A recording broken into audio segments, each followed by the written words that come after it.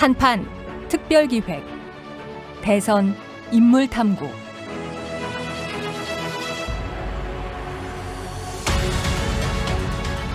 예, 내년 20대 대선을 위해 한판 승부가 야심차게 준비한 특별기획 화제의 코너죠. 대선 인물 탐구. 자, 오늘은 민주당 정세균 전 국무총리 편을 준비했습니다. 김수민 평론가, 어서 오십시오. 반갑습니다. 네, 자, 오늘 주인공 정세균 후보, 또 두 분 패널이 한 줄로 먼저 타이틀을 정리해 볼까요? 진 작가님부터. 막힌 스피커라고 해야 되나? 막힌 스피커 정세균. 예. 예, 왜 그렇습니까? 뭔가 이렇게 막 말씀을 하시는 것 같은데 이게 바깥으로 잘 안 나와요. 이런 느낌이에요, 뭔가. 막힌 스피커 정세균. 본인은 굉장히 열심히 말씀하시는데 예. 이 바깥에 있을 때는 그 소리가 잘 안 들리는 느낌? 그래요. 자, 김성애 소장님. 정세균은 아슬란이다. 아슬란. 예. 네. 아슬란 아세요? 저기 뭡니까? 사자 아니야? 예. 그러니까 이렇다고 이런 게 문제죠. 현대 자동차의 그랜저의 윗급에 있는 예, 최고급 세단입니다. 예. 그런데 차가 그랜저보다 좋은 차인데요. 예, 아무도 몰라요. 그랜저와 라니아 연대기의 아슬란을 저도 아는데 그 얘기 생각했는데 예, 이게 굉장히 성능이 좋은 차인데 예, 아무도 모르는 문제가 있는 것이 비슷한 우리 정세균 얘기네, 후보의- 그렇지? 예, 그렇죠. 예. 예, 간여 광고 아니니까요. 예. 뭐 단종돼서 제가 부담 없이 예, 말씀드립니다. 자, 이제 우리 김수민 평론가님께서 정리해 주시면. 네, 그랜드 슬램과 넘사벽 징크스 사이입니다. 뭔가 좀 철학적인 느낌도 있고 왜 그렇습니까? 네, 일단은 좀 설명을 드리면 정세균 후보는 어제 우리가 다뤘던 홍준표 후보하고는 굉장히 대조적인 정치인이라고 보고요. 예. 중도적, 타협적, 신사적 이것이 그의 주 이미지인데 예측 예. 가능성이 어떻게 보면 큽니다. 그의 인생 진로라든지 이런 것도 제가 사실은 2019년 6월경에 네. 다음 총리는 정세균이 된다라고 예언을 공개적으로 했었거든요. 어허. 참고로 그 방송 자리에 김성애 소장도 계셨습니다. 예. 그 자리에 패널들이 저에게 예. 면박을 주었습니다. 김성애 소장도 면박 줬어요? 김성애 소장보다는 다른 분이 더 면박을 주셨는데 예, 더큰 상처를 입은 분이 면박보다는 반박인데 예, 이제 예. 그 의장 출신이 어떻게 총리가 되느냐. 의전설이 낮아지는데. 뭐 아니 그런 걸 떠나서 그게 뭐 상권 분립하고 좀 안 맞다 안 뭐 이런 맞는다, 여러 의견들이 가지. 실제로도 있었잖아요. 근데 저는 정세균 좀 농담으로 관상에 총리가 보이는데 의외에게 돗자리 까는 네. 분위기네. 예. 그건 뭔 얘기냐면 이분이 관운이 실제로 굉장히 좋았고 여러 자리를 그렇게 거쳐 갔었습니다. 국회의장인데 국무총리 해본 사람은 정세균 후보밖에 없어요. 두 대한민국 자리를. 헌정사에. 그렇습니다. 그렇군요. 근데 대선에 징크스가 하나 있습니다. 이게 네. 굉장히 큰 징크스인데 국회의장 출신 중에서 대통령이 된 사람이 딱 한 명 있는데 이승만 전 대통령이 재헌의회 임시의장 두 달 한 거예요. 아하. 그 말고는 사례가 없고 예. 두 번째 국무총리 중에서 대통령이 된 사람이 있느냐? 김종필, 이회창 뭐 이런 분들 다 안 됐고 그렇죠. 이홍구, 이수성, 고건 이 전 총리들이 다 안 됐어요. 그러네. 징크스가 있습니다. 네, 체어맨의 길과 프레지던트의 길 과연 다른 걸까? 이런 의문을 함께 던져봅니다. 그렇군요. 자, 일대기를 나열하는 프로필 말고 압축 프로필 5가지 결정적 장면 정세균 후보의 첫 번째 장면.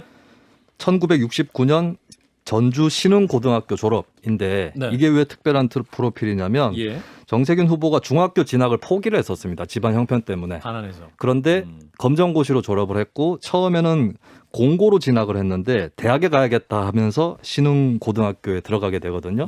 그때 학교 교장에게 장학생으로 날 뽑아달라고 했는데 그건 안 되고 어허. 매점에서 3년 동안 일을 했다고 합니다. 학교 매점에서. 매점. 예, 그래서 빵을 팔아가지고 빵돌이라는 별명이 있었고요. 예. 그렇게 해서 매점 일까지 해서 학업을 마치고 대학에 진학했다. 고대법대 진학을 했군요. 네, 그렇습니다. 그래. 굉장히 여러 가지 우여곡절을 거쳐서 고등학교를 졸업을 한 것이죠. 네, 두 번째 장면. 1978년 쌍용그룹 입사입니다. 많은 정치인들이 밟았던 코스하고 좀 다릅니다. 특히 민주당 계열 쪽 정치인들하고는 뭐 재야 활동을 했든 언론인을 했든 법조인을 했든 이런 사람들이 다수인데 그렇죠. 어쨌든 기업으로 갔다라고 하는 것이 정치권에서 중용된 이유가 됐다고 봐요. 김대중 정부 김대중 총재의 영입 제의도 받았고 또 노무현 정부 때는 산자부 장관을 하지 않습니까? 이런 네. 부분들이 좀 득이 되었다라고 보여집니다. 기업인 출신이다라는 장점. 자, 세 번째 장면. 1996년 총선에서 첫 당선이 됩니다. 전북 진안무주 장수. 네. 줄여서 무진장 뭐 이렇게도 부르는 지역이죠. 네. 네, 여기서 어떻게 보면 쉽게 당선이 된 거예요. 김대중 음. 총재가 이끌던 국민회의 소속으로 당선이 됐고 음흠. 계속해서 당선이 되는 그런 행보였는데 이런 지역구는 공천 경쟁이 뜨거울 수 있어서 거기에 매몰될 수도 있는데 아마 굉장히 안정적으로 보장이 됐던 것 같아요. 그러면서 그 당의 정책통으로 자리매김하는 데 크게 도움이 되지 않았는가 그렇게 보여집니다. 그렇군요. 네 번째 장면.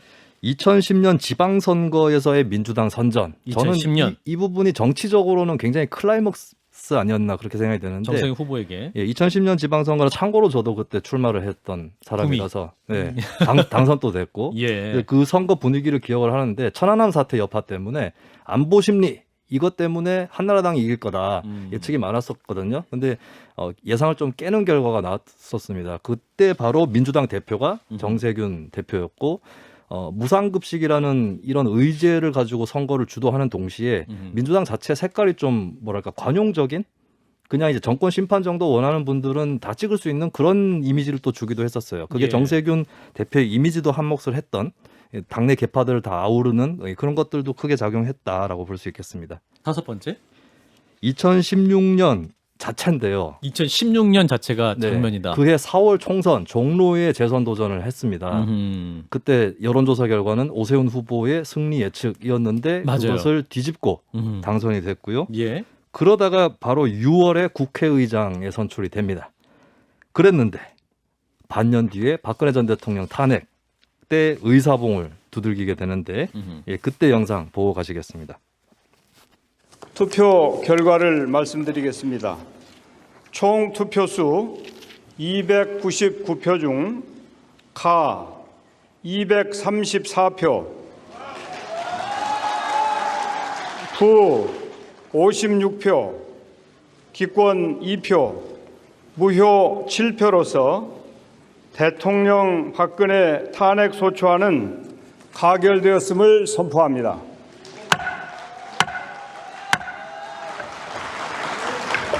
예, 대통령 탄핵까지 시킨 국회의장. 뭐 시켰다기보다는 시켰다기보다 그것을 가결 선언했던. 어쩌면 한국 의회 역사상 가장 역사적인 장면 때 의장이었다라고 할 수 있겠죠. 네, 자 5가지 장면 뽑아봤는데요. 두 분은 또 어떤 장면 추가하시거나. 제가 말을 하려고 했는데 그걸 그냥 빼앗아 버렸어요. 어떤 걸? 그 말을 하려고 했거든요. 저 장면 저 장면 모든 국민들이 다 봤거든요. 그쵸. 저도 봤고 딱 했을 때 그때 그 감격 그 뭐랄까 울컥하는 것까지 한 그때 그 현장의 그 얼굴이 바로 저분이었던 거죠. 어떤 그 이상의 강력한 인상이 있을까요? 그래요. 자, 김성희 소장님은 저는 선거 무패 이야기가 나오진 않았는데 선거 부패? 선거의 무패. 무패. 네. 예. 국회의원 선거에 도전해서 단 한 번도 패배하지 않고 낯선 모두 다 경험이 승리를 없다. 낙선의 경험이 없고 특히나 종로는 노무현 전 대통령께서 보궐선거에서 한 번 당선되신 적을 제외하면 한 번도 민주당이 잡아보지 못한 동네인데 그 총선에서 최초로 종로를 민주당이 차지한 것이 정세균 후보였고 그 다음에는 다들 기억나시겠지만 10몇 % 차이가 나는 여론조사 결과를 올려놓고 이렇게 되나 보십시오라고 하고 실제로 이제 당선이 되지 않습니까? 네. 그래서 하여튼 선거에 도전해서 한 번도 패배해본 사람이 적이 없는 사람이라 이번 대선에서도 그런 정도의 어떤 이런 추진력이 보일 거라는 기대들이 있었는데 이번 대선에서는 잘 안 되네요. 현재까지는 아직까지는 이제 드러나지 않고 있다. 자, 5가지 장면 이제 정리해봤고요. 자, 또 두 번째 코너 퀴즈. 우리가 모르는 정세균 퀴즈로 풀어보겠습니다. 첫 번째 문제 주세요. 정세균이 쌍용그룹 재직 시절 사내에서 실시된 어떤 투표에서 1위를 기록했습니다. 1위. 이 투표는 어떤 투표였을까요? 네, 화면 자막 나가는데요. 1번, 1번 같이 일하고 싶은 상사 1위, 2번, 상사 같지 않고 친구 같은 상사 1위, 3번, 회사의 일 상담을 할 때 술 한잔 하고 싶은 상사 1위, 4번. 내 후배면 더 재밌겠다 싶은 상사 1위. 아이, 보기 좋아요. 4번. 4번. 진중권 작가 나가세요. 자, 제가 사지선다형으로 줄여들었는데 예. 일단 3번은 아닙니다. 왜냐하면 정세균 의원이 제가 알기로는 술을 안 먹거든요. 아, 빙고. 예. 맞습니다. 예. 그럼 2번. 2번 역시 예상을 뒤엎고 예, 알겠어요. 답 사이로 바꿨어요. 그2 개 중에 하나를 못 고르냐. 정답은 그래서 가장 간단합니다. 같이 일하고 싶은 상사 1위. 아이, 저거 하려고 그랬는데 너무 무난해. 제가 이거는 일부러 좀 인기가 역으로, 많으셨구나. 네, 예. 굉장히 쉬운 게 답이었죠, 사실은. 네. 예, 정세균의 친화력 이거는 뭐 글을 아는 사람들 거의 모두가 인정하는 것 같고요. 방금 얘기 나왔다시피 술을 못 마시는데도 술 많이 마시는 대학교 학과에서 또 학생 그렇죠. 회장도 했었어요. 그렇죠. 술 한 잔 안 받아 먹고 회장됐다. 아, 그 막걸리 많이 먹는 대학인데. 네, 그렇습니다. 그런 예. 증언이 있고 그리고 형제 관계가 좀 특별한데 왜냐하면 이제 7남매 중에서 셋째거든요. 그런 것도 작용했을 거다 친화력에. 근데 묘하게 제가 지난번에도 말씀드렸는데 이낙연 후보는 7남매 중에 맞입니다. 첫째. 예. 아하. 두 사람이 좀 온화한 조정자 이미지가 공통 분모긴 한데 뭔가 좀 다른 게 있어요. 결이 좀 다르네요. 예, 그런 부분이 성격적으로 있다. 이것도 뭐 조금 여담이지만 짚어보겠습니다. 예, 재밌네요. 다음 문제. 2009년 정세균은 정치 에너지라는 책을 출판을 하는데 예. 여기에 대해서 진보신당 정치인 심상정과 정치학자 최장집이 다소 비판적인 서평을 내놓습니다. 정세균이 그들의 비판에 일면 수긍하면서 했던 말은 1번. 한미 FTA는 옳지만 타결을 다소 이르게 한 감은 있다. 2번 비정규직법 위반을 할 때 노동자 쪽 입장을 좀 더 들어보지 못했던 것은 맞다. 3번 대형마트 독과점 규제를 못한 것에 대해 WTO 핑계를 댄 것은 잘못했다. 4번 내가 현대사에 대한 통일적인 비전을 내놓지는 못했다. 자, 이번에는 김 소장님부터 풀어보세요. 정답은 2번 비정규직. 2번 아니고요. 자, 왜냐하면 진작하냐. 이거면 맞을 것 같은데. 네. 3번이요. 3번.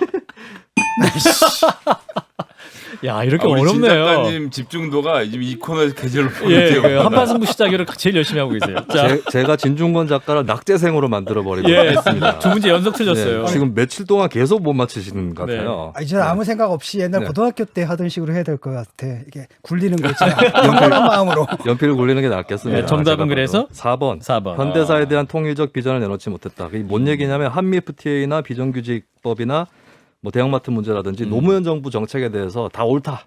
결국에는 물러서지 않았고 근데 이제 현대사에 대해서 한간의 인식들이 좀 분열적인데 여러 가지 의견들이 너무 많고 그런 거에 대해서 어느 정도 통일적인 비전을 내놔야 한다는 최장집 교수의 지적이 있었는데 거기에 대해서 내가 거기까지는 못 갔다. 뭐 이 정도로 인정했다고 볼 수 있습니다. 근데 이게 그렇군요. 뭘 보여주냐면 당시에 민주당이 정동영 의원이 대표적인 경우인데 좌클릭을 주도했어요. 민주당에서. 맞아. 기억나요. 예, 그리고 그것을 어느 정도 용인해주면서 같이 흐름을 탄 게 손학규 대표이기도 했고 그리고 문재인 대선 후보도 노무현 정부보다는 좌클릭된 기조로 대선에 임했거든요. 근데 정세균만큼은 거의 일관되게 노무현 정부 때 정책부터 시작해서 그 이념적 정책적인 것은 계속 끝까지 일관되게 가져갑니다. 그렇군요. 예, 그런 것들이 또 하나의 포인트다라고 하는 거죠. 아, 엄청난 분석이에요. 세상순수님은 그런데 우리 김수인 평론가님 정세균 후보 성대모사는 없나요? 이 질문이 들어왔습니다. 네, 제가 다 하지는 못합니다. 알겠습니다. 네, 그리고 제가 하고 못하고는 그 후보에 대한 호불호하고는 아무 상관이 아무 없습니다. 상관이 없다라는 것을. 네, 저의 능력 닿는 데까지만. 알겠습니다. 자, 다음 문제 3번. 정세균은 언론사의 어떤 보도로 인해서 고소 고발전을 몇 차례 치렀습니다. 다음 중 거기에 관련되지 않은 단체나 인물은 1번, 수원대학교, 2번, 포스코, 3번, 안민석 의원, 4번. 최서원 일명 최순실 씨. 네. 자, 이번에는 진 작가님부터. 네, 이번에 세 번째까지 틀리시면 네, 특정 단어 3번. 네, 아니고요. 자, 우리 김성애 소장. 뭐 아무런 근거가 없는데요. 그냥 2번 포스코. 2번 포스코. 네, 이로써 다른 게스트를 와. 모시도록 하겠습니다. 농담이고요. 자, 정답이 뭡니까? 4번 최서원 씨입니다. 최선, 네, 일명 최순실. 두 차례 좀 굵직한 소송이 있었는데 예, 예. 시사저널에서 포스코 송도 사옥 매각 압력에 대한 의혹에 대해서 정세균 후보에 대해서 보도를 했었거든요. 예. 여기에 대해서 손배를 청구를 했었고 그리고 수원대 사학비리 관련해서 이인수 전 총장을 국감 증인으로 출석시키는 문제가 있었는데 여기에 대해서 한겨레 신문이 정세균 의원이 그때 나서서 안민석 의원 등을 좀 압박을 해서 국감 증인 채택을 막게 했다 이런 의혹 보도를 했었어요. 예. 거기에 대해서도 이제 정세균 후보가 소송을 했는데 사실은 다 패소를 했습니다. 아하. 근데 이제 이게 한편으로는 정세균 알고 보면 무섭네 이런 생각을 가질 수도 있고 또 한편으로는 이렇게 언론사에서 또 보도를 하는 건데 뭐 그런 보도를 할 수 있다고 판결문으로도 공익성이나 이게 다 인정이 됐는데 막 거는 거는 좀 아니지 않느냐 이런 평가를 또 나올 수도 있겠죠. 그렇군요. 그래서 정답은 4번이 되겠습니다. 청취자 여러분들 문제 굉장히 어렵다는 평가 주고 계시니까 우리 진 작가님 너무 실망하지 마시고요. 아이고, 예. 내일부터는 제가 이제 주사위를 좀 갖고 다녀야 돼요. 알겠습니다. 자, 세 번째. 자, 정세균 후보의 강점과 약점을 들어보는 정세균은 왜 그리고 어떻게입니다. 자, 강점부터. 정세균이 지금까지 걸어왔던 성공 가도라고 할 수 있죠. 분명히 정치적으로는. 네네. 예, 근데 그게 단지 그의 신사적이고 온화한 성격만으로 설명 가능할까? 또 다른 그의 강점이라면 무엇이 있을까? 또 다른 강점. 젠틀맨 외. 자, 김 소장님. 제가 그분은 저를 모르시는데 전 개인적으로 몇 차례 뵌 적이 있거든요. 근데 예. 어디에 가서도 말을 많이 안 하고 남 얘기 듣더라고요. 아. 그거는 좀 강점으로 봤습니다. 아, 경청. 의외로 정치인치고는 말을 안 하고 듣는 편이라는 점이 조금 멀찌감치해서 관찰한 제 관찰평이었습니다. 진 작가님. 아무래도 이분이 이제 그 산자부부터 시작하지 않았습니까? 그 직장 생활도 하고 그래서 이제 그런 부분에 대해서 그 다른 경로를 밟은 거잖아요. 지금 민주당 일반 사람들 보통 정치인들하고는 대개 운동권 출신이거나 민주화 운동 출신인데 그래서 어떻게 보면 약간 보수적일 수도 있지만 계속 그 길을 걸어온 그 부분. 그 부분이고 그게 이제 민주당에 어느 정도의 뭐랄까 안정감을 주는 느낌? 뭐 이런 게 있지 않았을까 싶어요. 그렇군요. 자, 김수인 평론가. 네, 저는 양면적인 게 결합된 게 있다고 보는 게 방금 또 비슷한 얘기 나왔는데 비어있는 종이 같아서 누가 가서 색칠을 해보고 싶어요. 아하. 예, 그래서 사람들이 모였을 건데 근데 아까도 말씀드렸지만 어떤 정책 기조부터 시작해서 또 김대중 노무현 정부와 모두 일했고 당적을 이탈한 적이 없고 이런 부분들이 그냥 하나의 길로 이어져서 어떤 손실 없이 사람들도 정세균 걔는 또 있는 게 현실이니까요. 예, 그렇게 이어진 것 같습니다. 네. 자, 여기서 단점을 보겠습니다. 정세균 후보의 약점. 김수인 평론가. 직장 후배들이 좋아했던 상사인 정세균이 왜 범대중적인 인기는 없는 걸까?입니다. 이거 아픈 질문인데 왜 대중적 인기는 약간 좀 약하실까? 이게 진 작가님.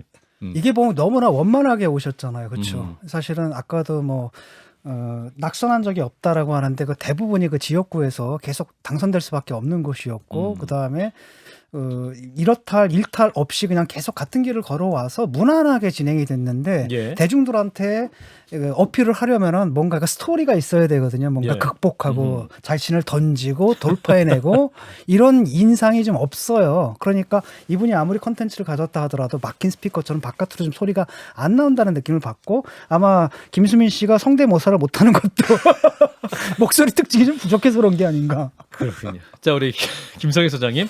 예, 나름 종로에 출마한 게 본인 던진 거긴 한데 이것도 예. 티가 안 나는 문제가 있고 제가 생각엔 사실 요즘은 좀 조심스럽긴 한데 저는 남자로서의 냄새가 안 난다. 이런 그러니까 어떤 남성미? 아하. 예, 이거 뭐 섹스 어필까지 갈 건 없겠지만 어쨌거나 그런 어떤 이런 날것의 이런 이미지들이 보통 이제 펄떡펄떡 뛰는 이미지들을 보통의 정치인들이 갖고 있거든요. 실제로 보면 근데 그런 에너지가 느껴지지 않는 것이 좀 단점이지 않나. 야성이 없는 거죠. 그러니까. 뭐 예를 들자면 그런 거죠. 예. 자, 김수인 평론가 두 분 말씀 듣고 정리해 주시면. 네, 저는 두 가지를 짚겠는데 정치인은 만인과 수평적 관계입니다. 근데 직장 상사는 어쨌든 수직적 관계거든요. 그렇죠. 그러니까 그때 감안해 주던 것들이 지금은 통용되지 않을 수 있다. 예를 들면 총리하면서 코로나19 때문에 젊은이들이 모이는 게 개탄스럽다. 이런 발언을 했을 때는 이제 굉장히 대중들이 좀 자극될 수 있다라고 하는 것이 있고 그리고 근거리 네트워킹에 강한 것 같아요. 정세균 후보가. 근데 예. 원거리 네트워킹 어쨌든 차이가 있다. 아하. 그래서 메시지 전략이라든가 이런 것들이 근거리 네트워킹 할 때하고는